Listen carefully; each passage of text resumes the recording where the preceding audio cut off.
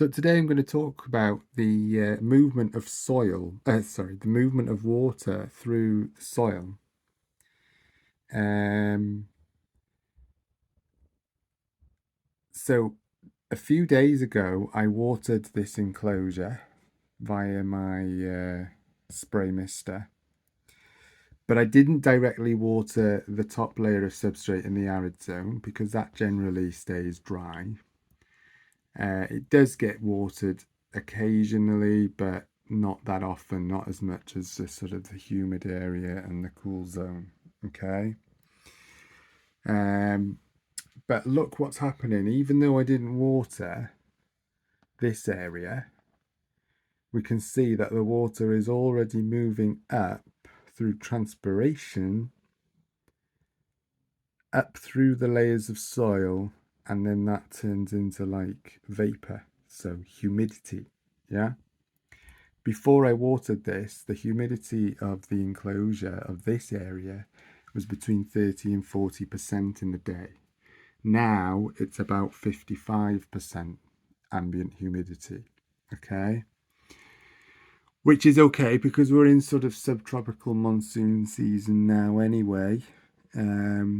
So we're getting more kind of rainfall, and that combination of moisture and warm air is creating more humid climate in there. Okay. So through evaporation, which is where water evaporates from like soil through heat, and heat in here obviously we know is provided through the lighting. So evapotranspiration is the movement of water through the soil and ground vegetation through the cause of the warmth coming from the light. Okay, so it's just interesting to see how that process has changed since I've watered it. Okay, and how important a drainage layer is. Okay, because the water which I put into the terrarium through the top has obviously filtered down and then by gravity and then settled. Some of it will have been retained in the soil, and then any excess would have been retained in the drainage layer here. Okay, and then as it's sort of sat there, it's still moving. And like I say, this has happened over the last few days. Before I watered it, this was all very like dry, very dry.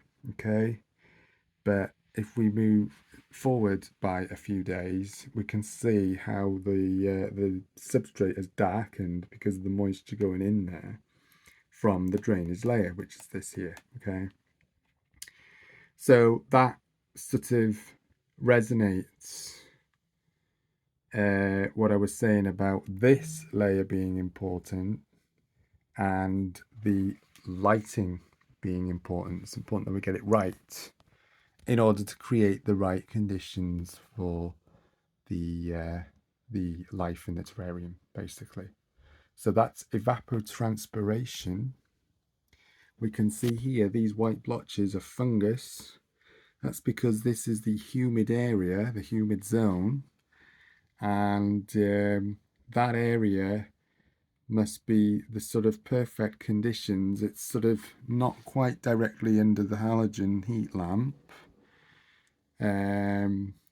so it creates sort of right climate for fungus and sort of bacteria to grow.